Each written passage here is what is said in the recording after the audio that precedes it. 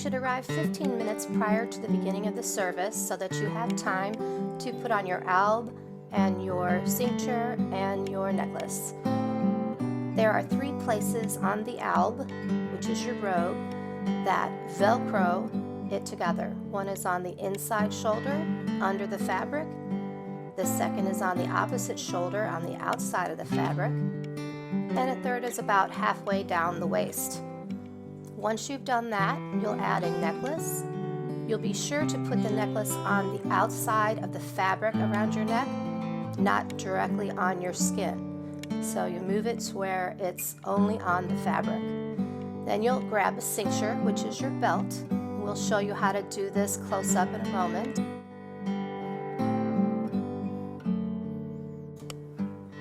The cincture should be the same color as the pyramids hanging from the lectern and the pulpit in the sanctuary. If you have any other questions or concerns, the pastors are in there to help you as well.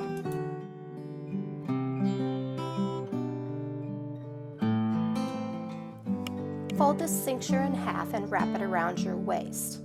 Make a loop with the end that has been folded. Bring it back toward yourself and then grab the 2 strings in the center and it forms a circle.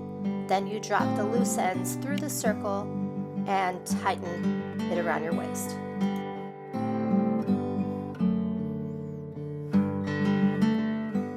Notice the length of the robes on these acolytes. They're within a few inches of the top of their feet.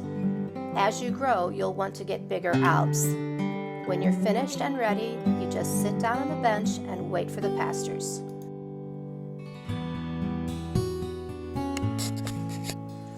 You will enter the sanctuary when the pastors tell you. 1 acolyte will lead, and then there will be 1 or 2 pastors between you and the second acolyte. When you enter the sanctuary and you get in front of the altar, make sure to leave room for the pastors next to the baptismal font and bow, and then sit in the second seat on each side of the center aisle. As soon as you hear the first note of the opening hymn, begin the process of lighting the candles. You bow at the entrance to the chancel, walk up the stairs, and light both of your tabors at the same time. Then turn and walk down the steps after going behind the lectern or pulpit. As you look at this acolyte's tabor, her flame is not being carried upright.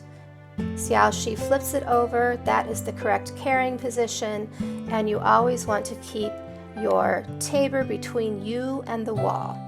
See how she flips the tabor over after lighting it, carrying it in the upright position, and then she will turn it to light the next candle and then flip it back before walking.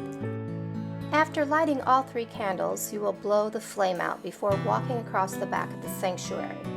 Then you will continue to the back doors and hang your tabor in the hook provided with the bell facing the exit doors.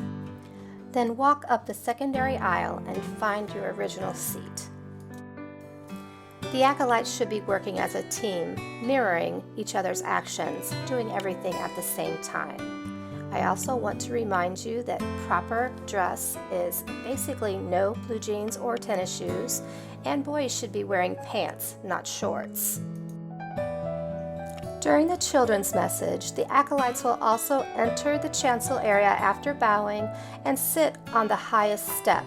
It's important to remember to sit in such a way that your alb does not gape open, and the easiest way to do that is to stretch your legs out in front of you. Ladies can tuck in their feet, or gentlemen can stretch their legs out and cross them at the ankles.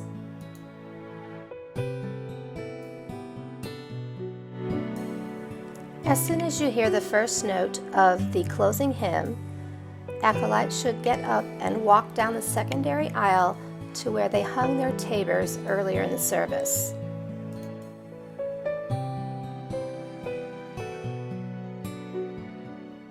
Remember to keep your tabor between you and the wall, and the tabor in the upright position, even though there isn't fire. We are going to be extinguishing the candles with science, removing the oxygen from the flame. It is easier to put the candles out by leaving the bell on the flame for a solid 3 seconds than to do it quickly and have it not extinguish. When the candles get taller, remember to use your arms, extending them above your body if needed.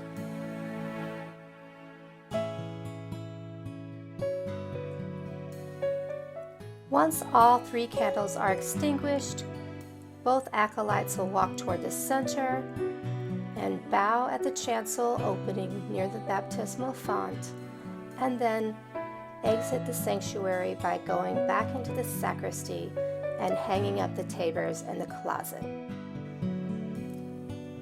The only time you don't bow when entering and leaving the chancel area is when you are carrying fire.